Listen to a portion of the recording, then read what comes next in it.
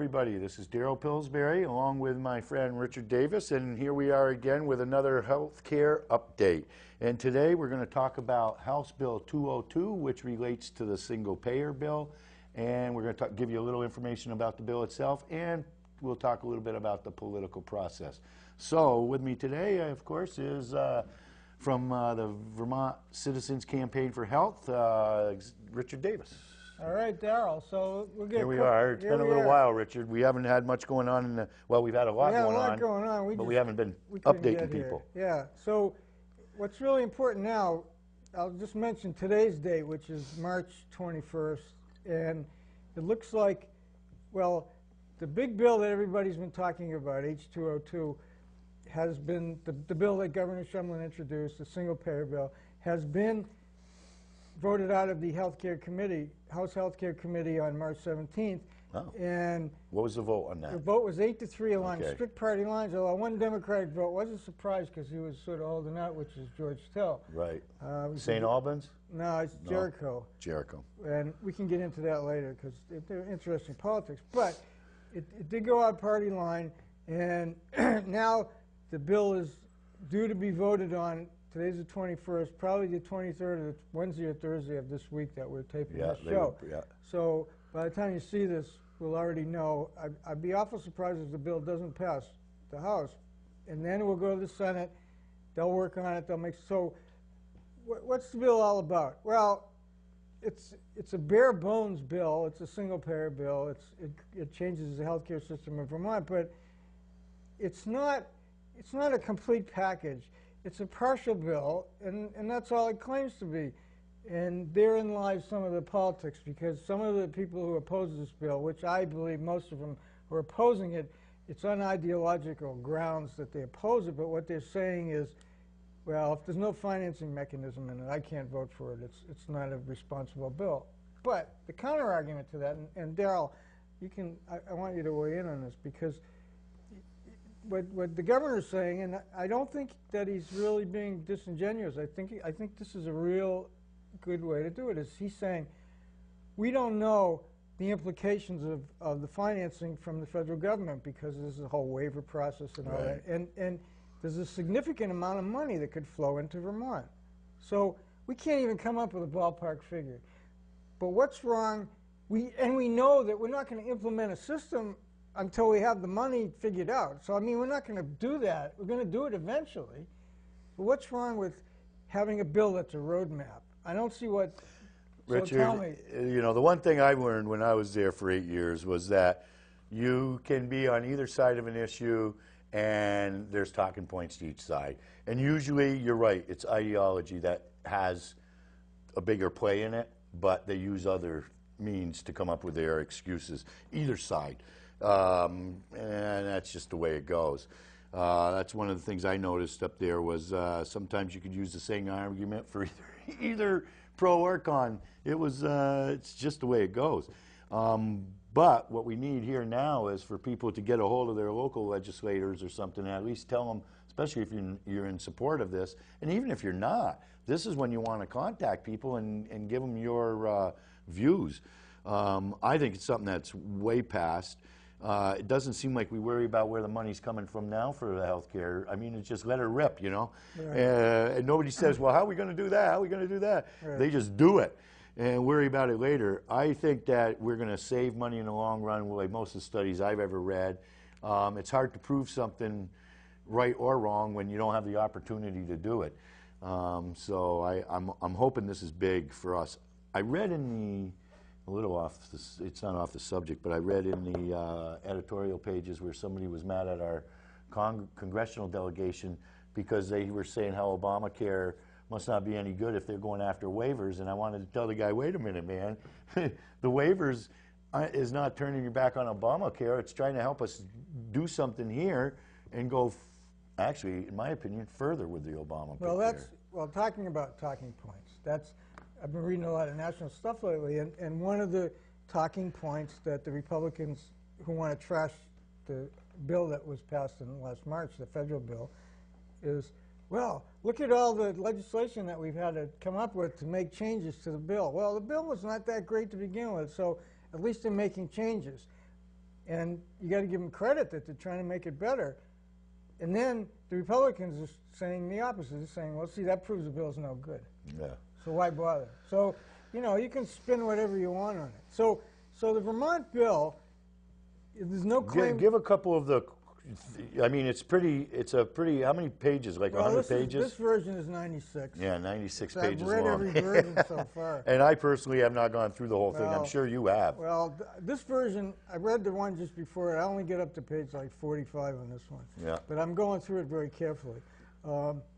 So the bill really just sets up some basic principles and guidelines. It sets up a Green Mountain Healthcare plan, and it doesn't determine the benefits, and it doesn't determine the financing.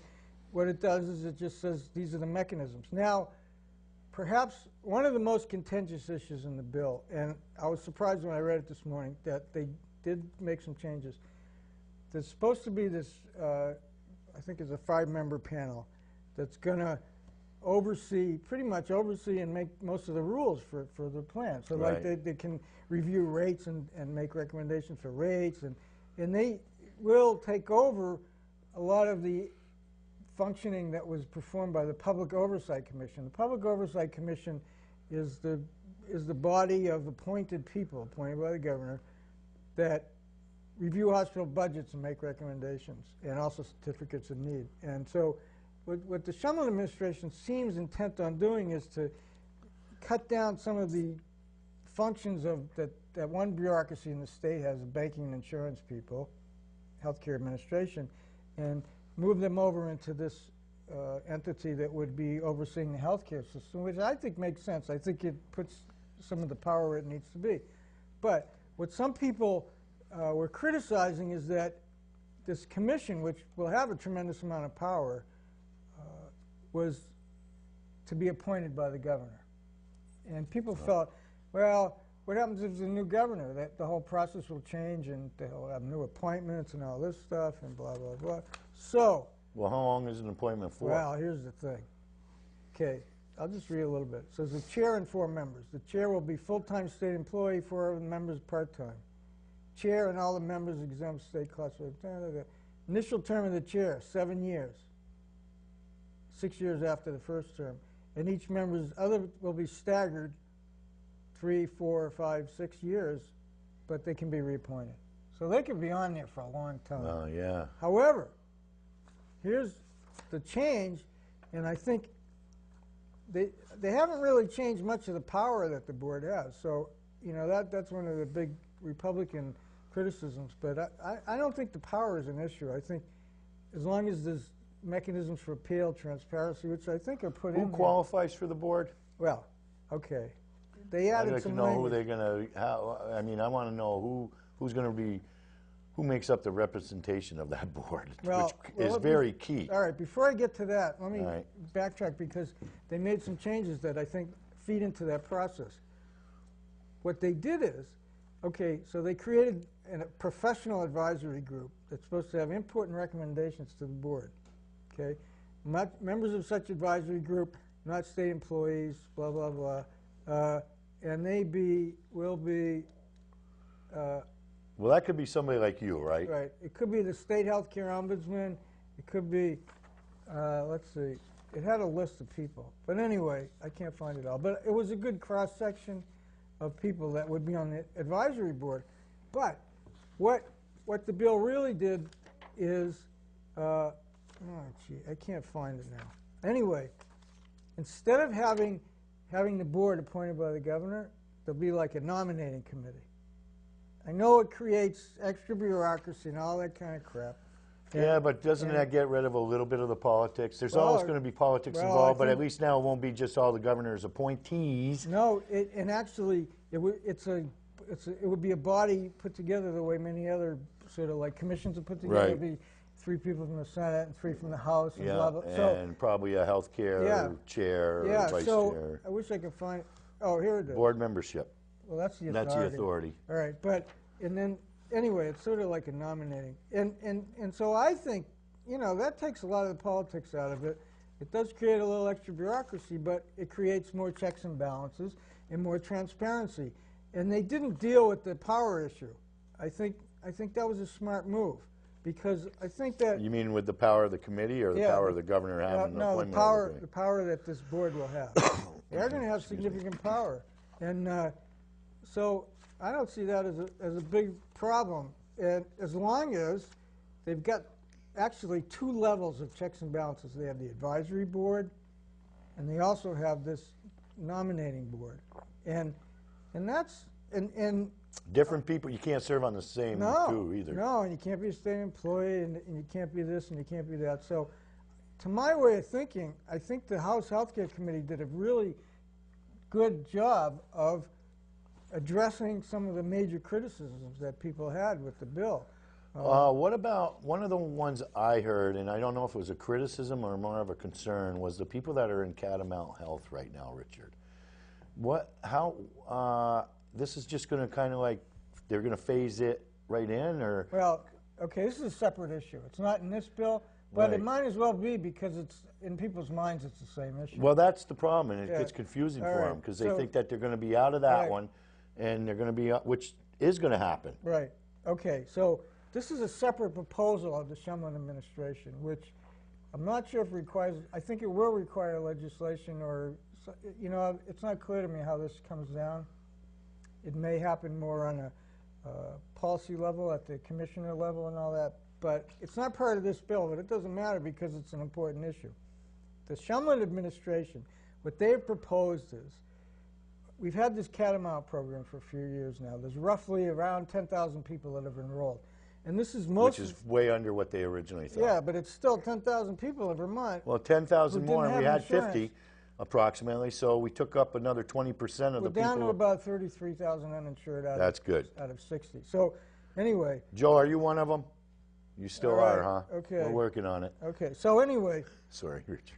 So, the Catamount was a program conceived at roughly people between 200% and 300% of the federal poverty level, which is 9,600 or 9,400 is 100%. So, and then if you're above 300% of poverty, you pay the full cost of Catamount, which now is running a little over, it's around 400, and it's going to go up.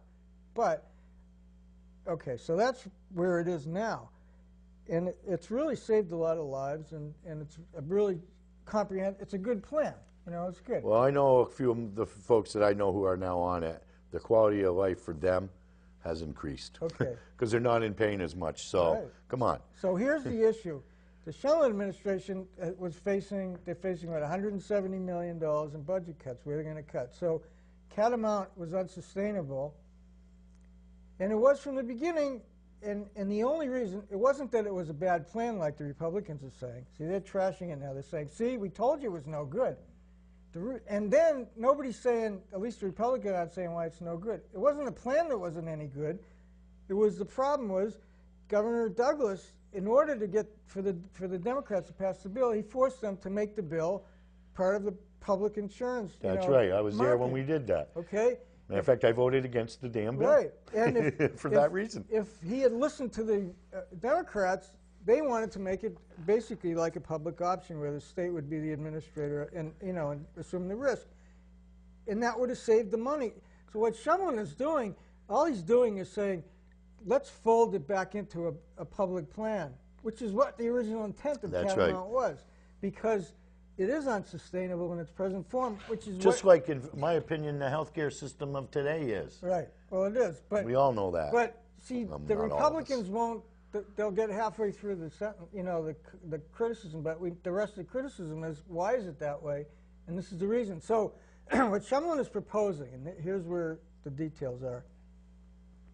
He had a, and I think this was a smart political move. He had a option. I can raise the premiums on Catamount and the copays and deductibles and really screw everybody, and nobody will be in it. Yeah. Or I can fold it in to the rehab program, which is an extension of Medicaid. Right. What that means is, in reality, what it boils down to is the premiums will actually go down. But the bad part is the concept was to have, right now the copay is the deductible is $500 per person per year, and it would go up to $1,200, which for some people is just way too much. Yeah, it is. Now, there's some talk in the administration of changing that, okay, to make it a little more bearable. But if you really think about it, it's still a pretty good bargain. But for people in that income, it's something that most of them can't afford. So it's a real hardship. But it's better than what Plan A might have been, which would be totally out of reach.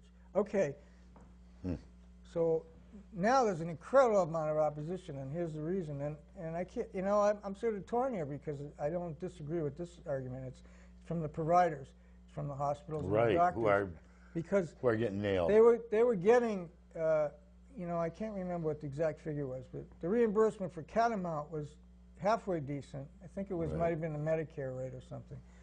Yeah. Which is like 65%. And they want to drop both. So they're going to, if Catamount gets folded in the VAP, it'll go down to the Medicaid rate, which is a tremendous drop, which makes it impossible for doctors who have any significant number of those patients on the program. They lose money when they see these patients. So that's a big issue.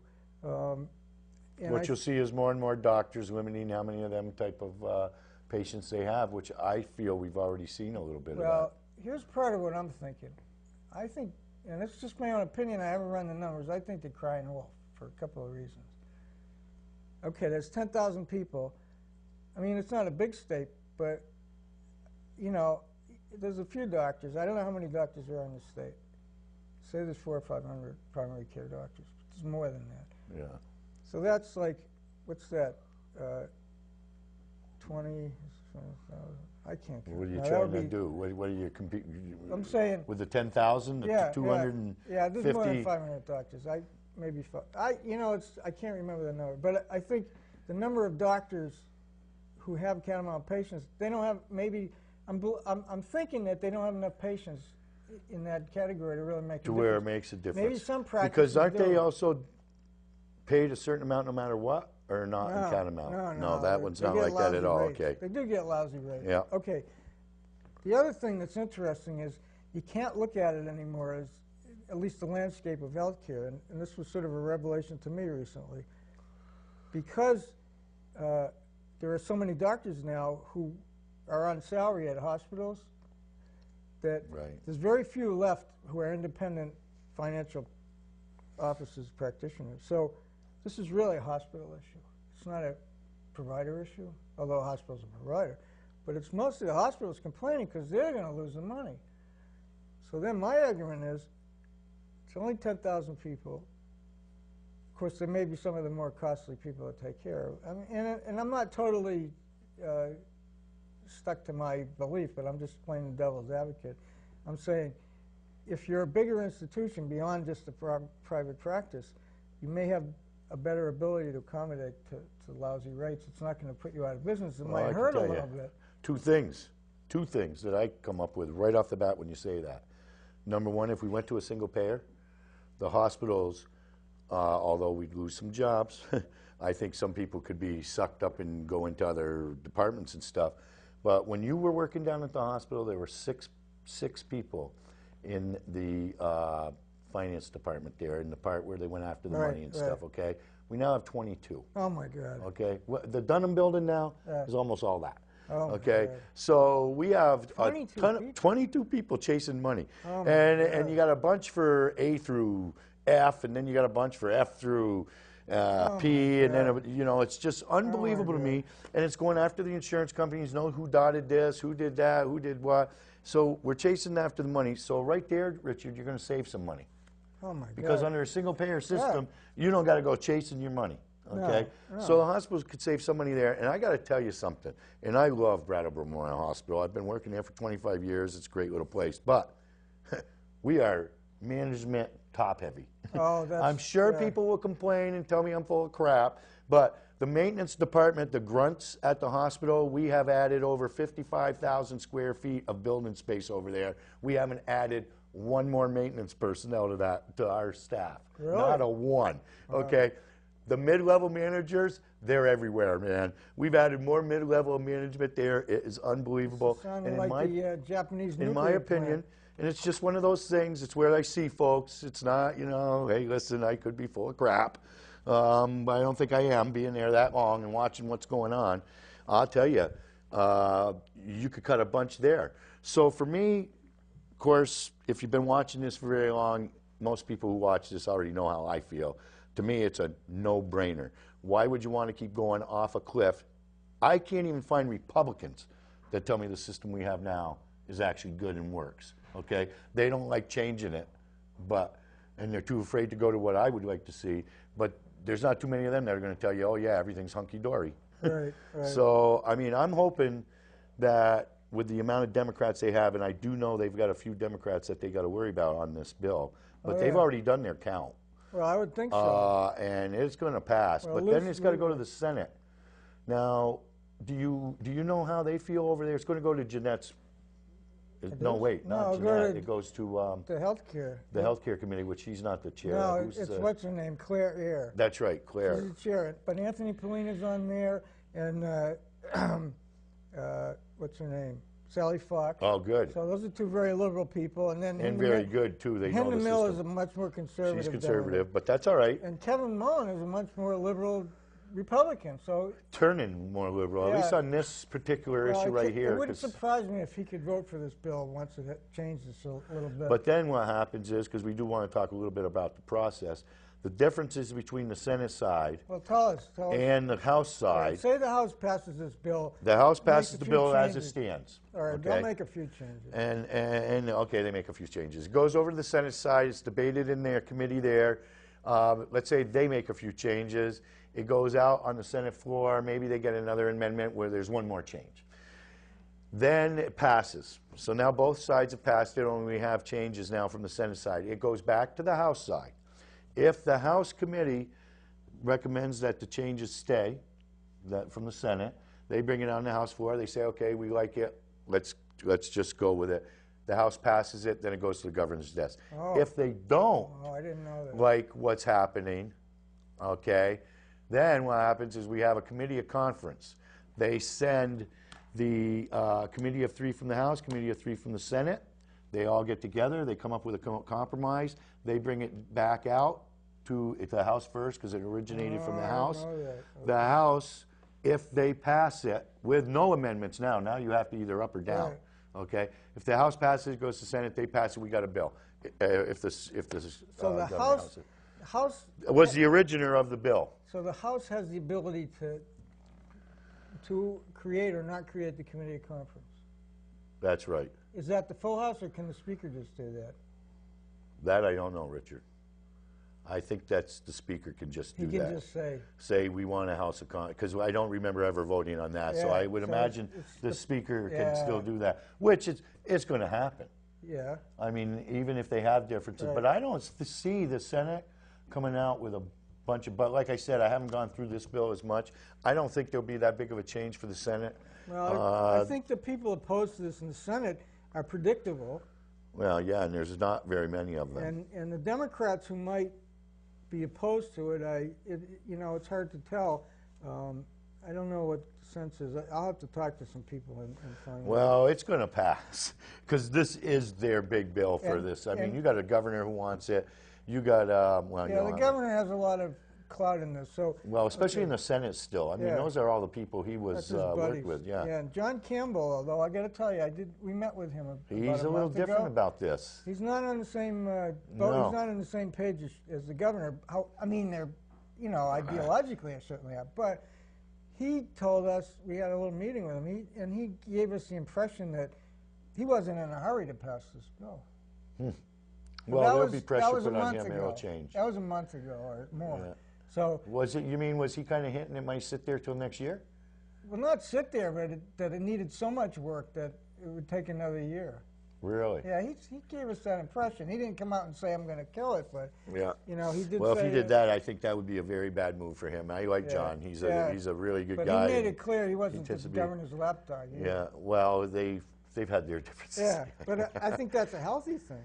Well, it is. And You know? for me personally, I side with the Democrats a lot, although I got more trouble every time I sided with the Republicans, which was on some big issues when I was Yeah. there. But I got to tell you, it's good to have checks and balances, and I'm not one of these people that just wants to see everything no, democratic. everybody's But I healthy. do want to see this happen. Yeah. But I want it to come out with a good bill, Well- one that'll work, because it's going to be one shot only for Well, I us. think, well, it's not just one. I mean, this is just not the final bill. This bill needs to pass to get the process going. That's what I'm talking about. But there'll be other bills, the financing mechanism. But if it doesn't work, I don't believe you're going to see anything that's going to come along for a while. This is the framework. This is like the foundation of the house. That's right. Okay, we get this in place, we can do everything else. And- so we only got a couple minutes. Yeah, We so wanna get- finish off, well, I think didn't you want to talk about there on Monday, April 4th? Yeah, we're going to, let's talk. There is a healthcare reform in Vermont, what's happening in broad perspective, what we're talking about here. Right. Richard, talk a little more All about right. it. When is it? I want to let people know, hopefully we'll get this on so you can see this beforehand, but yeah.